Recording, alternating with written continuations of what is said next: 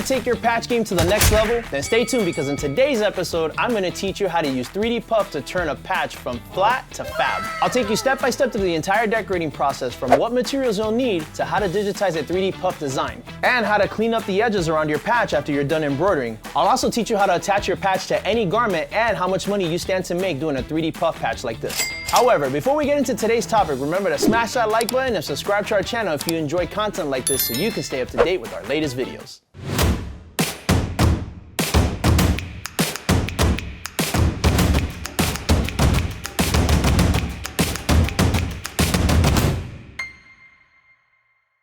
Let's start by taking a look at the materials we'll need for our patch. For this project, we'll need a few pieces of 3D Puff foam, 3.5 ounce sheet of cutaway stabilizer, a 5.5 inch mighty hoop, 7511 embroidery needles, embroidery thread, a pair of scissors, and a lighter.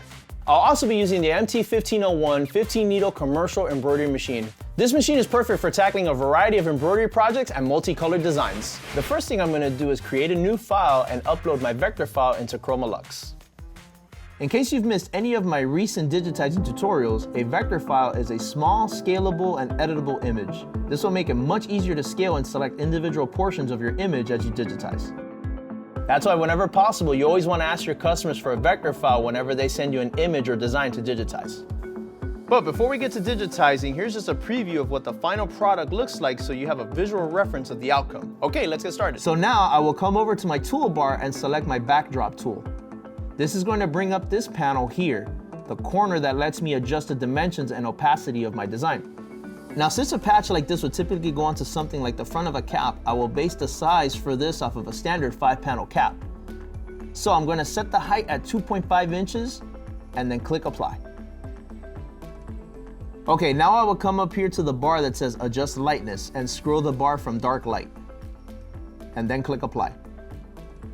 This will decrease the opacity so it's easier to distinguish my stitches from my artwork. Now this whole back part of my rabbit will have a 3D puff with a little extra puff in my rabbit tail. I'll start with my ears, then move on to my head, body, legs, and tail. And then I'll do my background last. So I'm going to go ahead and start with my first ear. I will come over to my toolbar and select the complex fill tool. I'm using the complex fill tool for this instead of my satin stitch tool because it will be easier for me to adjust the different portions of my design and ensure they overlap. But we'll go more in depth on that later. Now I will hold down my command key and click around my ear. Then I will right click and instantly Chroma converts my ear into a complex fill stitch. However, to be able to use 3D Puff, we will have to convert this into a satin stitch. A satin stitch is the only stitch type that will work for a 3D puff because it covers over the puff without crushing it flat. I will right click on my ear and come down to where it says convert to and then satin. Now I'm going to come back to my toolbar and select my shape tool. Then I will come to adjust my angle lines to ensure that my stitches are all running in the same direction.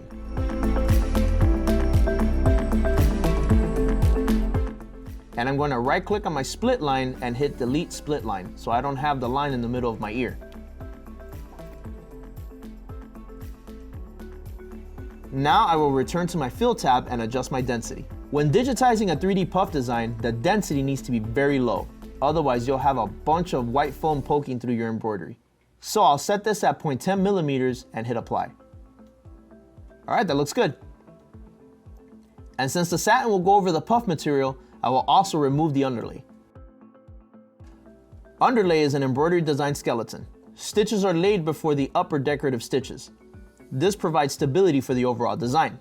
However, since we're embroidering on top of 3D Puff foam, these underlay stitches will get embroidered on top of the puff and squish it flat.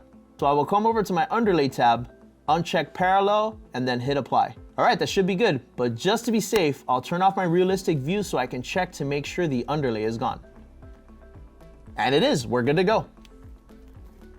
Now, usually when digitizing a 3D puff design, I would have to create what's known as an end cap to enclose my design and keep my puff from oozing out the side. However, since we've got these nice round edges, these design portions will overlap and help enclose my puff without needing an end cap. If you're interested in learning more about end caps and how to create them, I recently demonstrated the process in a video on digitizing designs for a puffer jacket. I'll leave a link to it in the card above and the description below.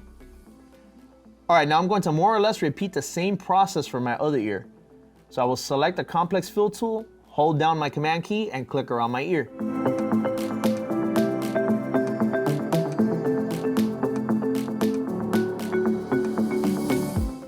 Then I will right click on my ear, convert to, and satin. Now I will select my shape tool, right click on my angle lines, and select delete all angle lines. Once my angle lines have been deleted, I will go back and add new angle lines going to the direction that I want them to. To do that, I will right click on my ear and select add angle lines. Then I will click where I want my angle line to start and come down here to where I want it to end. Now, I could have just manually adjusted each of my old angle lines using my shape tool, but this is much faster. Okay, that looks good. Now I'm going to adjust my density and remove my underlay. Then I'm going to turn off my realistic view so I can make sure that my underlay has been removed. And then we're going to repeat the same process for my head.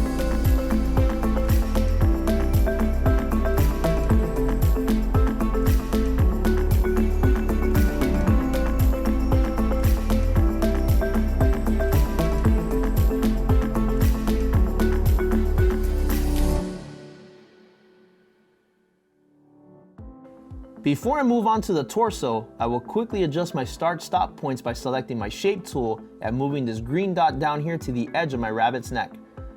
This is going to tell the machine that this is where it's supposed to start embroidering my rabbit head.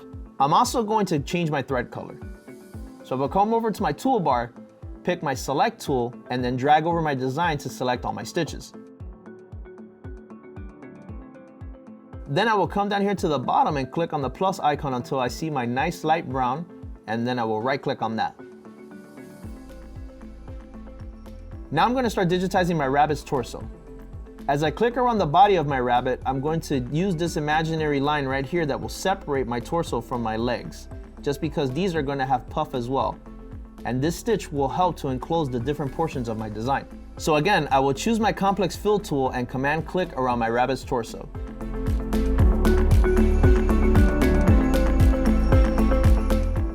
Then I will right click, convert to, and satin. Then I'm going to lower my density. There we go. Now I will select my shape tool, right click on my angle lines, and select delete all angle lines. Once that's done, I will right click on my torso, select add angle lines, and then add the angle lines going back to the direction I want them to go. Now I'm going to remove my underlay.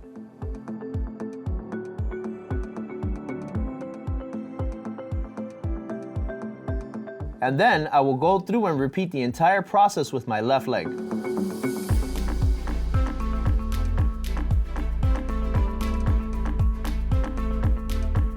Now, since my right leg is an exact copy of my left leg, I'm going to right click on my leg, select copy, and paste. This generates an exact copy of my left leg. Then I will come to the top of my screen and select my mirror feature. Now I will select my selection tool from my toolbar and drag the copy of my leg over here to my right leg. Now I'm going to digitize the feet, again using the same process.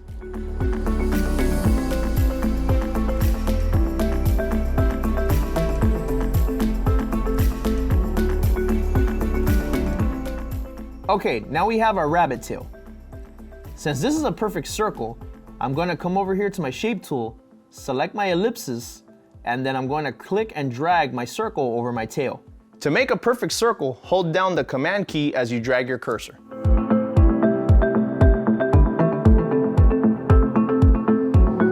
Then I will right click on my circle and select convert to and satin.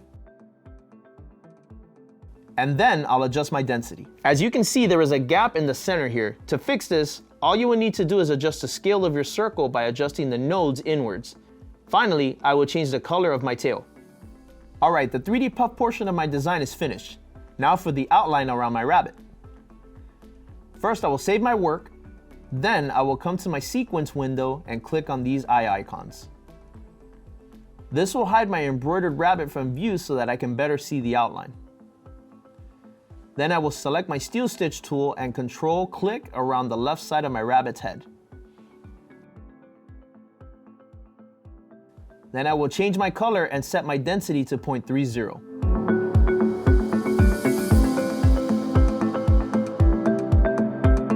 Now I'll copy and paste my first steel stitch and select my mirror feature. Then I will select my selection tool and drag my copy to the right side of my rabbit's head. That looks good. Now I will again select my steel stitch tool and command click around my rabbit's ears.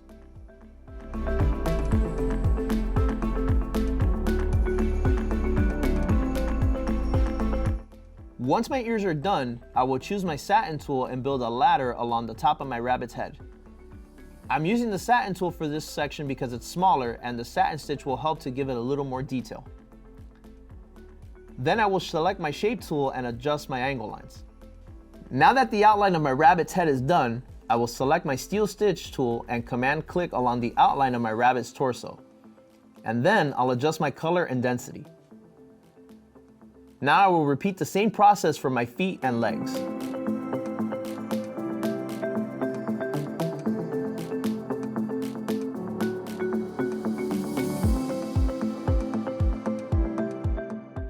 All right, now for the outline of my tail, I'm gonna go to my shape tool, select my ellipses, and drag and drop my circle until it lines up with the outline of my tail. Then I will right click the circle and convert it to a steel stitch.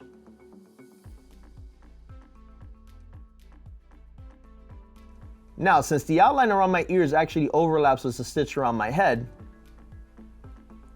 I'm gonna come over here to my sequence window, and I'm gonna drag the outlines around my ears up in the sequencing so that my machine will embroider my ears outline first.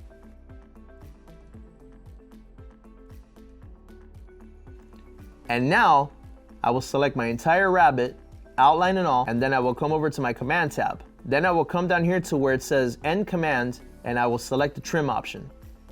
This will tell my machine to cut all my jump stitches as it moves from section to section on my embroidery. Then I'm going to hit apply. Before I move on, let's just do a quick simulation to make sure everything gets embroidered the way I want it to.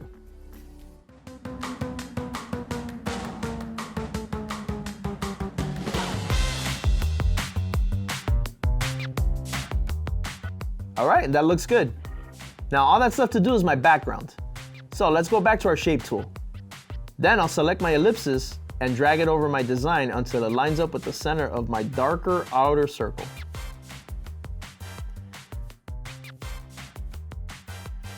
Then I will right click and select Convert to and Complex Fill. Now I'll change my thread color. And then I'm going to come over to my Sequence tab, right click on my background layer, select Order, and then to the back. As you can see, my background appears behind my rabbit, and it has moved up the Sequence tab. So that'll be the first thing that my machine embroiders. All right, now all that's left to do is digitize the outline around my background.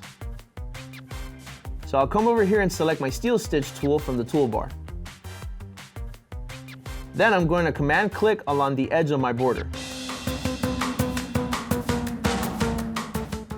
Remember to adjust your density and angle lines.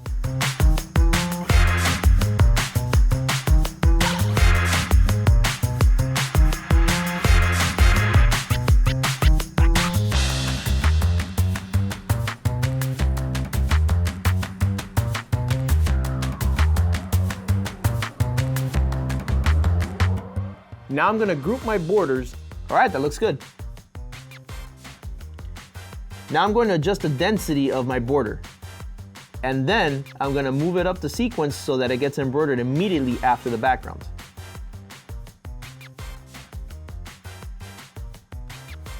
Now let's run just one more simulation to ensure everything looks good. And it does. Our 3D puff design is officially ready to get embroidered. First, I'm gonna hoop my stabilizer.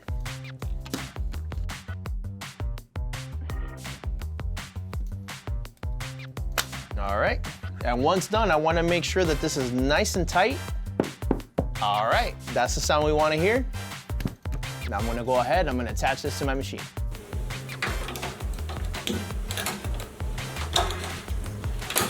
All right, so now I'm gonna go ahead and select my design.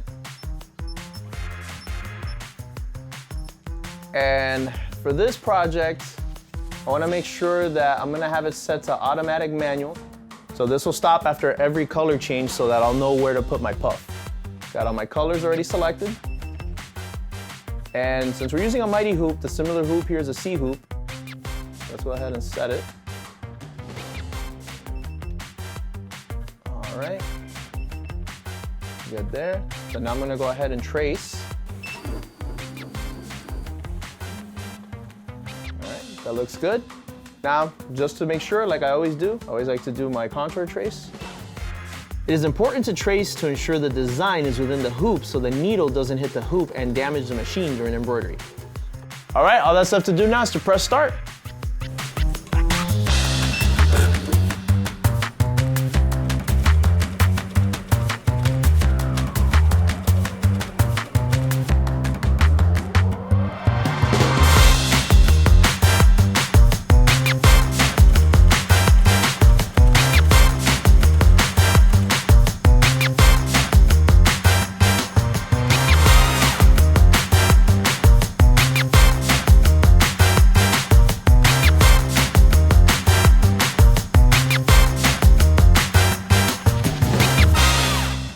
I've cut my 2 pieces of foam. This is for the body of the bunny. And I'm just gonna place them right here.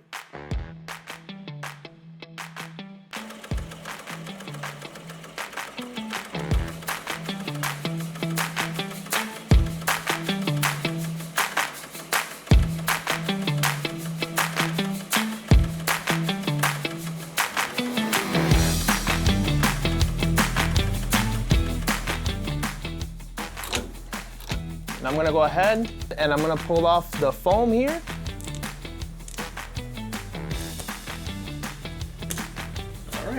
All right, now I'm gonna go ahead and place my white foam on my design. That's for the cottontail.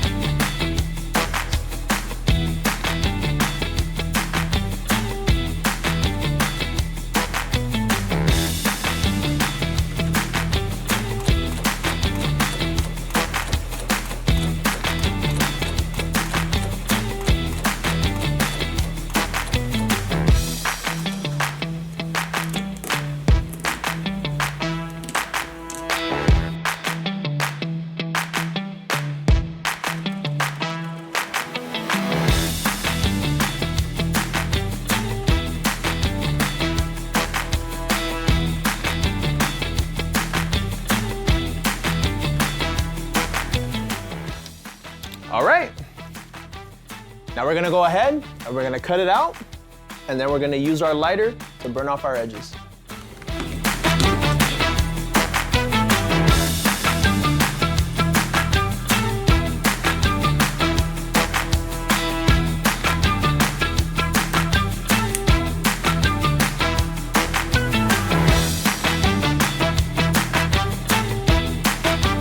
All right, and with that, our patch is officially done. Let's go ahead and take a closer look.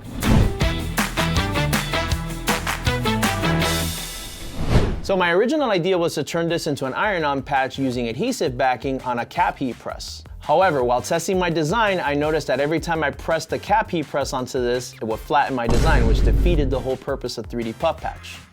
So upon some further research, what I found was the best way to do something like this with a 3D puff patch is to turn it into a pin. To do that, you simply put a fabric or felt backing onto the back of the patch and using a hot glue gun, glue a pin onto the material. Now that we've embroidered our own 3D puff patch, let's quickly talk about what kind of profit you stand to make embroidering your own. We bought our 3D puff foam in a 12 pack. Each sheet costs a little over $2. So for the 2 sheets used in this project, we're in for a little over $4. If you decide to turn this patch into a pin or brooch, you can buy pins online for about 14 cents a piece. Along with our embroidery thread, stabilizer, and embroidery materials, our all-in cost for this project is around $6. However, once finished, you can sell a project like this for around $43. That's a profit margin of over 86%. All right, that's it for today. If you're looking for more inspiration for your next embroidery project or to get some more advice on embroidery, then be sure to check us out on Facebook and join our embroidery and custom apparel mastery group. If you haven't done so already, follow us on TikTok and Instagram for informative and entertaining content. Also, be sure to let us know in the comments if there are any other topics you'd like to see in a future episode of Embroidery Hub. Thank you guys for watching, and I'll see you next time.